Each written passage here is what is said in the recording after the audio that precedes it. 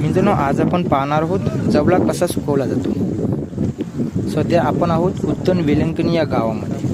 आता जवल्याच्या सर्व बोटी किनाऱ्यावरती आल्या आहेत आणि जवला सुकवण्यासाठी वाहिला जातोय।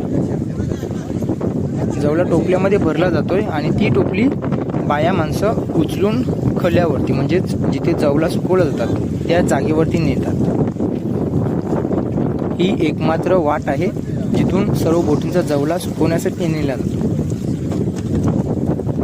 आणि हे जे डोक्यावरती टोपलं तुम्हाला दिसते याचं वजन 30 ते 40 किलो आहे।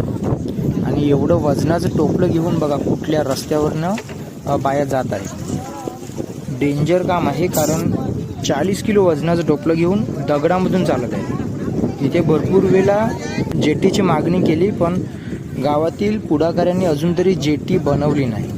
तुमच्या इथे जवला सुकवण्याची पद्धत कशी आहे ते कमेंट करून नक्की सांगा।